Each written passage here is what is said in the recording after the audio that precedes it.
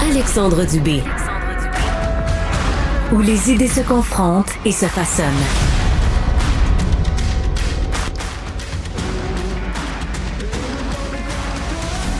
En politique, l'Abitibi-Témiscamingue, une région que je connais bien pour y avoir grandi, s'est souvent senti négligée dans les dernières années par la CAQ. Ça avait été beaucoup reproché d'ailleurs à François Legault. Et ça s'est mal terminé entre le député et l'ex-ministre de l'endroit, Pierre Dufour, et la CAQ. Bon, Marc-André Leclerc est analyste politique. Salut Marc-André. Bonjour Alexandre. Pierre Dufour, finalement, va se représenter, cette fois sous la bannière libérale. Mais là, ce qu'on apprend, c'est qu'il y a eu des discussions, des échanges aussi avec d'autres formations politiques. Comment tu vois ça? Est-ce que c'est normal ou c'est magasiné un parti? Ben, c'est sûr que M. Dufour, à l'automne dernier, Alexandre s'est fait montrer la porte de la CAQ. Hein. C'est pas lui qui l'est parti. Bon, c'est sûr qu'il avait fait, là, à l'aube du remaniement, il avait fait une sortie, là, demandant justement à ce que M.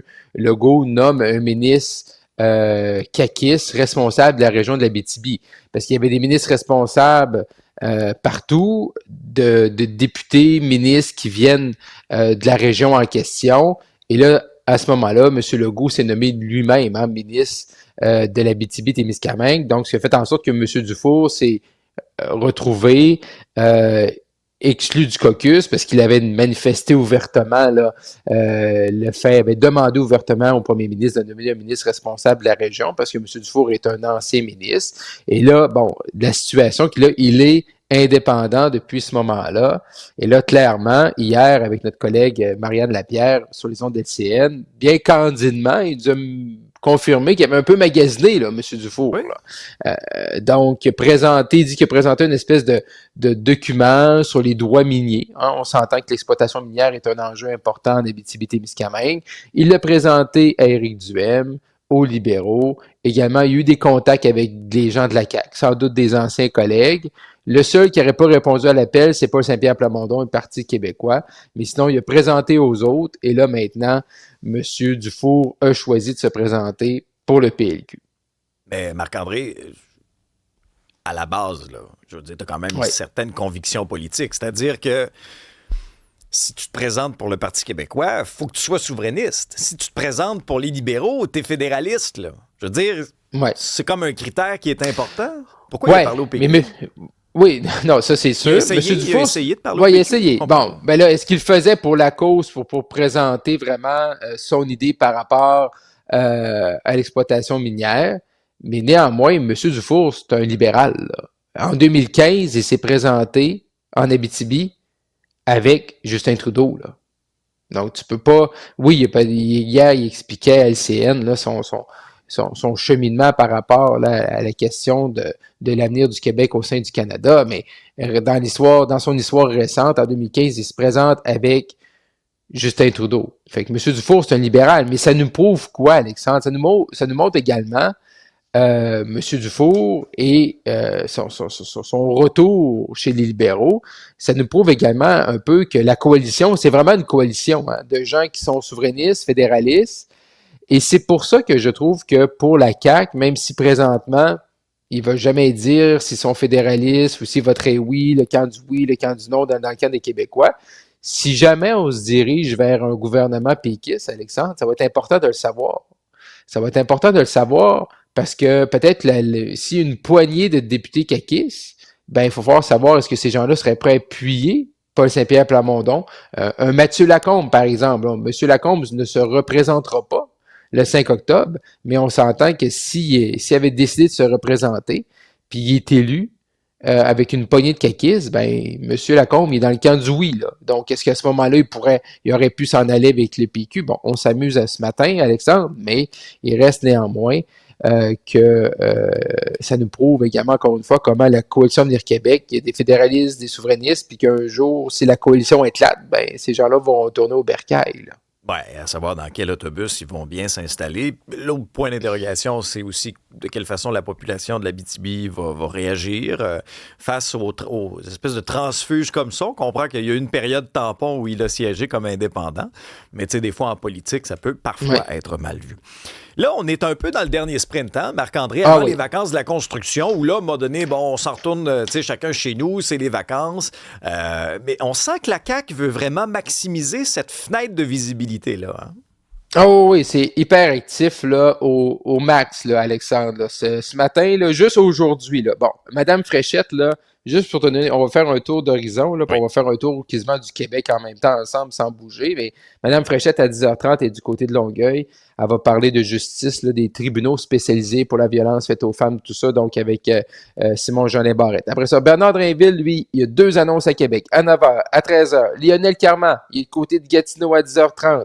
France-Hélène Duranceau puis Mathieu Lévesque sont du côté de Sainte-Agathe-des-Monts pour parler de cellulaire à 11h. Yves Montigny va être chez lui à Bécomo pour une annonce à 10h. Après ça, Mathieu Lacombe à Montréal à 10h30. Également, Jean-François Simard est du côté de Québec en après-midi avec la maire de Québec. Demain, il y a une annonce du côté de l'Ascension dans mon coin de pays au Saguenay-Lac-Saint-Jean pour parler de forêt. Demain également, Mathieu Lévesque est à Montréal pour parler de la jeunesse.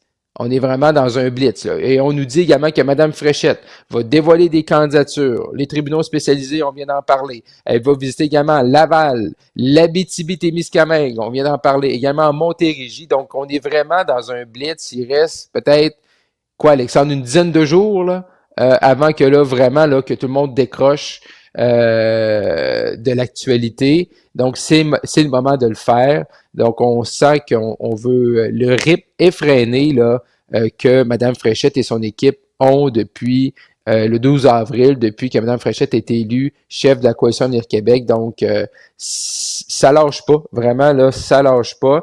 Et également, ce qu'il faut savoir, Alexandre, là, puis pour ceux qui aiment les coulisses, c'est que il y a eu comme un peu une date limite hein, pour faire de nouvelles annonces. Là.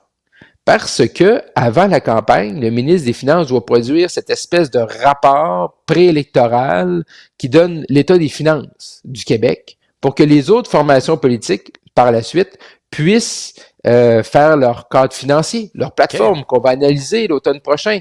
Donc, il y a il reste encore une dizaine de jours, là, peut-être. Il reste encore aussi deux conseils des ministres. Donc, à partir de ce moment-là, c'est le point. Là. C'est pour ça qu'il ne faut pas être surpris, puis on va suivre ça ensemble cette semaine, là, mais d'avoir 6, 7, 8 annonces pendant la même journée, on est comme à la fin. Là. Donc, si la CAQ là, veut sortir des annonces là, gouvernementales, c'est là. Puis là, par la suite, on va être en mode électoral où là, vraiment, ça va être des annonces de campagne. Ça va être des promesses au lieu d'annonces fermes avec le sceau du gouvernement du Québec. Mais force est d'admettre quand même, Marc-André, que mis à part là, peut-être une mauvaise semaine au moins là, où Mme Fréchette, là, les manchettes, des crédits.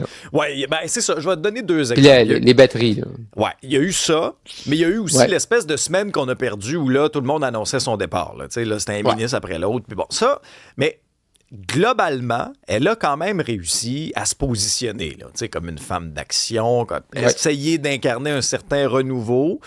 Mais tu sais, il y avait un effet Fréchette dans les sondages. Le défi maintenant pour Mme Fréchette, ça va être de maintenir ça cet été, même si l'attention des gens va peut-être être un petit peu moins là, mais de continuer d'occuper l'espace public pour que les discussions autour de la table de pique-nique puis autour du barbecue, ben tu sais que la perception soit quand même positive. Parce que, bon, quand on regarde, exemple, au niveau du taux de satisfaction, sous M. Legault, c'était catastrophique, là, je veux dire, les gens se levaient la nuit pour haïr. Alors que là, avec Mme Fréchette, elle a quand même réussi à redonner un autre élan. Hey, avant qu'on se quitte, Marc-André, juste un petit mot sur l'OTAN. Annonce pour les sous-marins et il y aura aussi, là, à compter de demain, ce sommet important. Est-ce que dans ton esprit, là, tu sens que M. Carney veut vraiment repositionner le Canada là, comme étant un pays qui va faire sa part? Oui, mais ça, je pense que c'est déjà un peu réussi. Là. C'est peut-être la première fois, il y avait l'an passé, mais peut-être la première fois que le Canada, au-delà de M. Carney, là, que le Canada, dans les peut-être dans les 5-6 dernières années, on peut se présenter à l'OTAN, puis c'est pas trop gênant. Là. Donc, on a un chemin là, vers ce fameux 5%. Il reste encore des défis, là, où, comment on va le dépenser, mais ce fameux 5% du PIB en dépenses militaires, on arrive en meilleure position qu'il y a 2-3 ans avec Justin Trudeau, ça c'est sûr et certain. Là, c'est à voir, là, cette annonce-là, peut-être les nouveaux sous-marins, là, les 12 nouveaux sous-marins là, qu'on veut acheter. Il y a quand même des contrats entre 20 et 25 milliards. Est-ce que ce sera le consortium là, allemand, norvégien, ou on va aller du côté là, de l'entreprise là, sud-coréenne? Donc, ça aussi, c'est un point d'interrogation. Donc, monsieur Carney va faire un pit stop là, du côté d'Halifax avant de s'en aller là, du côté de l'OTAN pour le reste de la semaine et l'Arabie Saoudite par la suite. Merci Marc-André. Merci, au revoir.